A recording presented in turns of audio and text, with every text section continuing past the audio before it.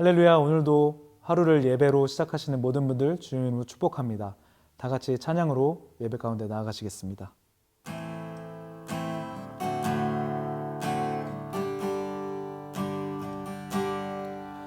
다 표현 못해도 나 표현하리라. 다 고백 못해도 나 고백하리라. 다 할 수 없어도 나 알아가리라. 다 닮지 못해도 나 닮아가리라.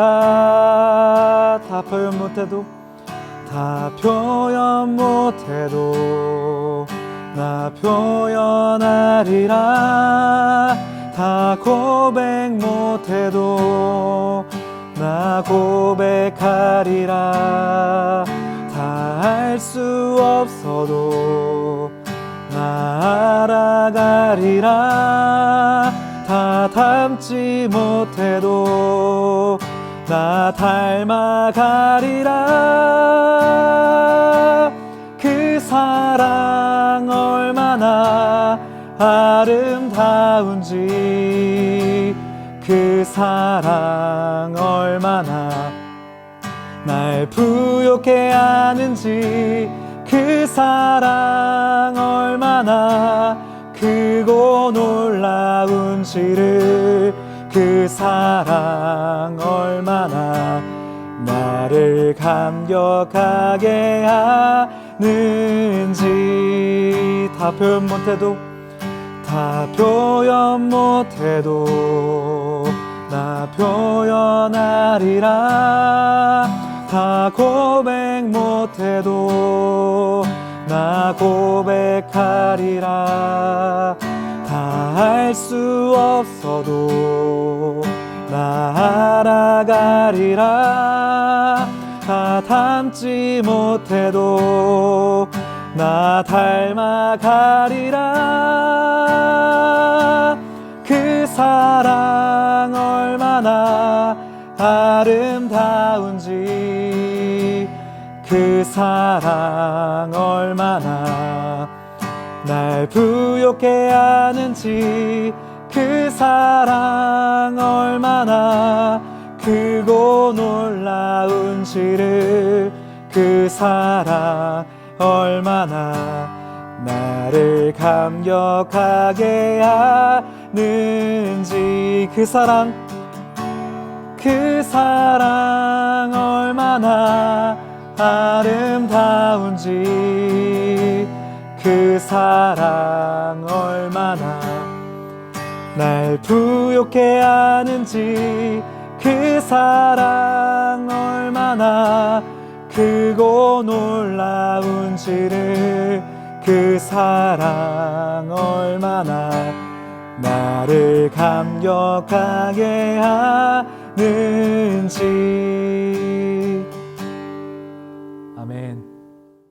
어떤 지도자가 예수께 물었습니다. 선하신 선생님, 영생을 얻으려면 제가 어떻게 해야 합니까? 예수께서 대답하셨습니다. 내가 왜 나를 선하다고 하느냐? 오직 하나님 외에는 선한 분이 없다. 너는 간음하지 말라, 살인하지 말라, 도둑질하지 말라, 거짓 증언하지 말라, 내 부모를 공경하라는 계명을 알고 있다. 그가 말했습니다. 그런 모든 것은 제가 어려서부터 다 지켰습니다. 이 말을 듣고 예수께서 말씀하셨습니다. 내게 아직 부족한 것이 한 가지 있다. 내가 가진 것을 모두 팔아 가난한 사람들에게 나눠주어라. 그러면 하늘에서 보물을 가질 것이다. 그 후에 와서 나를 따라라. 그 사람은 이 말씀을 듣고 슬픔에 깊이 잠겼습니다. 그가 큰 부자였기 때문입니다. 예수께서 그를 쳐다보고 말씀하셨습니다. 부자들이 하나님 나라에 들어가기가 얼마나 어려운지 모른다. 부자가 하나님 나라에 들어가는 것보다 낙타가 바늘구멍으로 지나가는 것이 더 쉽다. 이 말씀을 듣고 있던 사람들이 물었습니다. 그러면 누가 구원받을 수 있겠습니까? 예수께서 대답하셨습니다. 사람이 할 수 없는 일을 하나님께서는 하실 수 있다. 베드로가 예수께 말했습니다. 보십시오. 저희는 가진 것을 모두 버리고 주를 따랐습니다. 예수께서 그들에게 말씀하셨습니다. 내가 진실로 너희에게 말한다. 하나님 나라를 위해 집이나 아내나 형제나 부모나 자식을 버린 사람은 이 세상에서 여러 배로 받을 것이요 또한 오는 세상에서 영생을 받을 것이다. 할렐루야. 3월 3일 목요일 아침입니다. 오늘도 하나님 말씀으로 하루를 시작하신 여러분에게 주님의 은혜와 사랑이 가득하시기를 축복합니다. 누가복음 18장에는 하나님 나라의 기준에서 계속해서 두 부류의 사람들이 대조되고 있습니다. 먼저 불의한 재판관과 과부의 이야기를 통해서 불의한 권력과 기도의 힘이 대조되었습니다. 그 후 바리새파 사람들과 세리를 등장시켜 율법의 행위에 의한 교만함과 또 통회하는 겸손함이 대조되며 하나님이 보시는 의로움의 기준이 무엇인가를 말씀해 주십니다. 오늘 본문 바로 전에는 어른과 어린아이를 비교하며 하나님 나라를 받아들이는 모습이 어떠해야 되는가를 말씀해 주시죠. 그리고 오늘 본문에서는 가진 자들과 버린 자들을 비교해 주시며 바로 전 내용인 하나님 나라를 받아들이는 모습을 구체적으로 보여주십니다. 먼저 오늘 본문 18절부터 21절까지 말씀 함께 보도록 하겠습니다. 어떤 지도자가 예수께 물었습니다. 선하신 선생님, 영생을 얻으려면 제가 어떻게 해야 합니까? 예수께서 대답하셨습니다. 내가 왜 나를 선하다고 하느냐? 오직 하나님 외에는 선한 분이 없다. 너는 간음하지 말라, 살인하지 말라, 도둑질하지 말라, 거짓 증언하지 말라, 내 부모를 공경하라는 계명을 알고 있다. 그가 말했습니다. 그런 모든 것은 제가 어려서부터 다 지켰습니다. 한 지도자가 예수님께 찾아옵니다. 그리고 예수님께 영생에 대한 질문을 합니다. 선하신 선생님, 영생을 얻으려면 제가 어떻게 해야 합니까? 라고 질문하죠. 여러분이 만약 이 질문을 받으셨다면 어떤 대답을 준비하시겠습니까? 당연히 영생을 받는 방법이 무엇인지에 대해서 대답해 주시지 않으실까요? 그런데 예수님께서는 다른 말씀을 먼저 하십니다. 이렇게 말씀하시는데 내가 왜 나를 선하다고 하느냐라고 하시죠. 지도자인 이 사람은 어쩌면 놀랐을 것입니다. 예의와 존경의 표현으로 예수님을 그렇게 불렀다고 생각했을 테니까요. 그런데 예수님께서 분명히 이 사람에게 알려주고 싶으신 부분이 있는 듯합니다. 하나님 말고는 누구도 선하지 않다고 말씀하시죠. 예수님이 이렇게 말씀하신 이유를 이어지는 내용을 통해서 알 수 있는 듯합니다. 예수님께서는 이어서 말씀하시는데 그가 알고 있는 계명들을 말씀해 주시죠. 간음, 살인, 도둑질, 거짓 증언하지 말고 내 부모를 공경하라. 10계명에 나오는 이웃사랑에 대한 부분입니다. 그러자 이 지도자는 그런 모든 것을 어려서부터 지켰다고 말하죠. 이런 자신의 모습을 통해서 스스로가 선하다고 생각하고 있었던 듯합니다. 선을 행함으로 영생을 얻는다면 자신은 그럴 수 있다고 생각할 수도 있겠죠. 어쩌면 영생을 얻기 위한 질문을 하고 있다기보다 내가 이렇게 했으니 너에게 영생이 주어졌다라는 어떤 확인을 받고 싶었는지도 모릅니다. 여러분, 그렇지만 분명 이 지도자는 어렸을 때부터 열심히 율법을 지켰습니다. 그리고 그것이 이 사람의 진심이었을 것입니다. 하나님을 향한 사랑도 있었을 것입니다. 그런데 지금 예수님께서는 그에게 진심을 넘은 전심을 말씀하시는 것입니다. 마음의 일부를 하나님께 드리고 나머지는 자신을 위해 살아가는 것은 온전하지 않다고 말씀하시는 거죠. 그리고 그 마음에 가장 크게 자리 잡고 있는 그 부분을 말씀하십니다. 오늘 보면 22절, 23절 말씀입니다. 이 말을 듣고 예수께서 말씀하셨습니다. 내게 아직 부족한 것이 한 가지 있다. 내가 가진 것을 모두 팔아 가난한 사람들에게 나눠주어라. 그러면 하늘에서 보물을 가질 것이다. 그 후에 와서 나를 따라라. 그 사람은 이 말씀을 듣고 슬픔에 깊이 잠겼습니다. 그가 큰 부자였기 때문입니다. 간음, 살인, 도둑질, 거짓 증언을 하지 않는 것, 부모를 공경하는 것을 모두 지키는 것은 쉽지 않은 일이었을 것입니다. 하지만 이 사람은 할 수 있었습니다.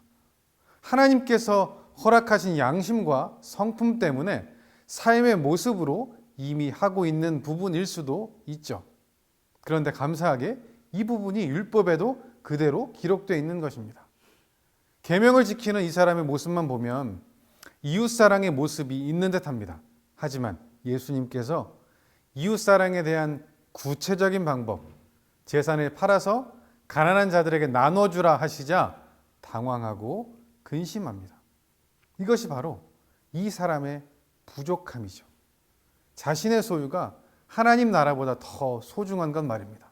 그러니 이 모든 것을 팔고 하나님 나라를 기대하며 나를 따르라는 예수님의 이 초청에 응답하지 못합니다. 이 말씀을 보면서 마태복음의 하나님 나라 비유가 생각났습니다. 마태복음 13장 44절부터 46절 말씀입니다. 하늘나라는 밭에 숨겨진 보물과 같다. 어떤 사람이 그것을 발견하고는 감추어 두고 기뻐하며 돌아가 모든 재산을 팔아서 그 밭을 산다. 또 하늘나라는 좋은 진주를 찾아다니는 상인과 같다. 그는 값진 진주를 발견하고 돌아가 모든 재산을 팔아서 그것을 산다. 아멘. 숨겨진 보물과 같고 좋은 진주와도 같은 그 하나님 나라를 발견하면 모든 것을 팔아서 그것을 산다고 말씀하십니다. 하나님 나라에서 하나님과 함께 사는 것이 지금 이 사람이 질문한 영생이지 않습니까? 그는 지금 예수님께서 이에 대해 말씀하시는데 받아들이지 못합니다. 그에게는 영생보다 이 생에서의 그 물질이 더 소중하기 때문이죠. 길이요, 진리요, 생명이신 예수님을 따라가기보다 이 세상에 크고 화려한 그 길에 서 있고 싶기 때문에 그렇습니다. 예수님의 이 말씀을 듣고 슬픔에 깊이 잠긴 부자를 보시며 예수님께서 계속해서 말씀하십니다. 24절부터 27절 말씀입니다. 예수께서 그를 쳐다보고 말씀하셨습니다. 부자들이 하나님 나라에 들어가기가 얼마나 어려운지 모른다. 부자가 하나님 나라에 들어가는 것보다 낙타가 바늘구멍으로 지나가는 것이 더 쉽다. 이 말씀을 듣고 있던 사람들이 물었습니다. 그러면 누가 구원받을 수 있겠습니까? 예수께서 대답하셨습니다. 사람이 할 수 없는 일을 하나님께서는 하실 수 있다. 예수님께서는 부자가 하나님 나라에 들어가는 것이 낙타가 바늘구멍으로 지나가는 것보다 어렵다고 말씀하십니다. 많은 것을 가지고 있기 때문에 그만큼 포기하는 것이 힘들고 그 많은 것을 통해서 누릴 수 있는 것이 더 크게 보여서 굳이 하나님 나라가 필요 없다고 느낄 수 있기에 어렵다고 하시는 거죠. 하지만 이는 모든 부자를 말하는 것이 아니라 재물에 집착하는 부자를 말하는 것이겠죠. 부자 또한 하나님께서 사랑하시는 사람들이기에 바로 뒷장인 19장에 보면 삭개오의 이야기가 나오는 것을 우리는 볼 수 있습니다. 또한 예수님 당시 부유함은 하나님께서 주신 축복이라고 생각했습니다. 그 사람들에게 예수님의 이 말씀은 충격이었겠죠. 특별히 지금 예수님 앞에 서 있는 이 사람은 십계명도 율법도 잘 지키는 사람이었고 이를 통해 부유함의 복을 받았다고 사람들이 생각했을 것입니다. 그러니 더 놀랐겠죠. 이도 구원받지 못한다면 그렇다면 누가 구원을 받을 수 있습니까? 이렇게 이들이 예수님께 질문합니다. 그리고 예수님께서 대답하시죠. 사람이 할 수 없는 일을 하나님께서 하실 수 있다. 이것이 바로 지금 우리가 알고 믿고 있는 복음입니다. 사실 구원, 우리의 영생을 위해서 우리가 할 수 있는 것은 없습니다. 하나님께서 예수님을 보내시고 예수님께서 십자가에 죽으시고 부활하심으로 우리의 구원이 이루어진 거죠.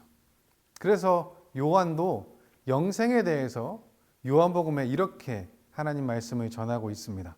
요한복음 17장 3절 말씀입니다. 영생은 오직 한 분이신 참 하나님 아버지와 아버지께서 보내신 예수 그리스도를 아는 것입니다. 아멘. 하나님의 사랑이 어떠한지를 알고 그분을 바라고 구하는 것을 말씀하고 계신 거죠. 다른 무엇보다 말입니다. 그러자 베드로가 예수님께 말하죠. 오늘 본문 28절부터 30절 말씀입니다. 베드로가 예수께 말했습니다. 보십시오. 저희는 가진 것을 모두 버리고 주를 따랐습니다. 예수께서 그들에게 말씀하셨습니다. 내가 진실로 너희에게 말한다. 하나님 나라를 위해 집이나 아내나 형제나 부모나 자식을 버린 사람은 이 세상에서 여러 배로 받을 것이요. 또한 오는 세상에서 영생을 받을 것이다. 베드로가 예수님께 말했습니다. 자신들은 가진 것을 모두 버리고 주를 따랐다라고 말하죠. 예수님이 부자에게 이렇게 하라고 하신 그 말씀 그대로를 제자들이 지키고 행하고 있는 것입니다. 그리고 예수님께서 이렇게 행한 사람들, 하나님 나라를 위해서 버린 자들에게 허락될 것을 말씀해 주십니다. 여러분, 여기에서 집이나 아내나 형제나 부모나 자식을 문자적으로 버리는 것을 말씀하시는 것이 아니죠. 우리의 마음을 어디에 두느냐 하는 것입니다. 부자 청년에게, 이 사람에게 그 마음이 재물에 있었죠. 사람마다 다를 수 있습니다. 어떤 사람은 가족, 어떤 사람은 친구, 누구에겐 관계나 명예나 신념 등이 그럴 수 있는 거죠. 이 모든 것보다 하나님께 마음을 두는 사람을 지금 예수님께서 말씀하고 계신 것입니다. 이렇게 주님의 말씀대로 행한 결과 이런 것을 허락해 주실 것이다 말씀하시는데, 이 세상에서 여러 배로 받을 것이요 또한 오는 세상에서 영생을 받을 것이다 라고 하시죠. 하나님 안에서 새로운 집, 가족들을 받게 되는 겁니다. 거듭남으로 새로워진 그런 관계들을 말입니다. 그리고 드디어 이 지도자가 예수님께 나와서 했던 그 질문의 대답이 나옵니다. 영생을 주시겠다라고 하시는 거죠. 여러분, 오늘 본문은 특별히 재물과 하나님에 대해서 말하고 있습니다. 하나님과 재물, 이는 끊임없는 부딪힘입니다. 그래서 마태복음에도 이렇게 말씀하시는데, 마태복음 6장 24절 말씀입니다. 아무도 두 주인을 섬기지 못한다. 한쪽을 미워하고 다른 한쪽을 사랑하거나 한쪽을 중히 여기고 다른 한쪽을 무시할 것이다. 너희가 하나님과 재물을 함께 섬길 수 없다. 아멘. 여러분, 우리는 선택해야 합니다. 우리 마음의 중심에 무엇을 택할지 말입니다. 내 안에 가장 귀한 것이라는 찬양이 있습니다. 그 가사가 이런데요. 내 안에 가장 귀한 것 예수를 알미라. 금 은보다 더 귀한 것 예수를 알미라. 세상 지식보다 귀한 것 예수를 알미라. 내 안에 가장 귀한 것 예수를 알미라. 예수의 이름, 존귀한 그 이름, 예수의 이름, 능력의 그 이름. 사랑하는 여러분, 어제부터 사순절이 시작됐습니다. 예수님께서 우리를 가장 귀하게 여기셔서 가장 소중한 주님의 생명을 우리에게 주셨습니다. 예수님의 생명과 우리의 생명을 바꾸셨습니다. 나를 가장 소중히 여기신 주님, 그 주님의 사랑을 묵상하는 기간이 사순절입니다. 사랑하는 여러분, 이 사순절 기간, 하나님을 내 삶의 가장 귀한 분으로 모시기로 결단하고 살아가는 우리 모두 되기를 주님의 이름으로 축복합니다. 기도하겠습니다. 사랑의 하나님 아버지, 감사합니다. 하나님, 지금 내 마음속에 가장 중요하게 여기는 것이 무엇입니까? 하나님보다 더 소중해서 그것을 붙잡고 있는 것이 무엇입니까? 하나님이 지금 그것을 보시고 그것을 내려놓으라 말씀하십니다. 많은 재물 때문에 근심하며 돌아갔던 이 지도자의 모습이 우리에게 없기 원합니다. 주님 위해 모든 것 포기하고 채우시는 하나님을 경험하며 특별히 이 사순절 기간 그 사랑을 마음에 새기고 우리 또한 사랑한다 고백하는 그런 우리 되게 하여 주옵소서. 모든 것 주님께 맡겨드리며 예수님의 이름으로 기도합니다. 아멘.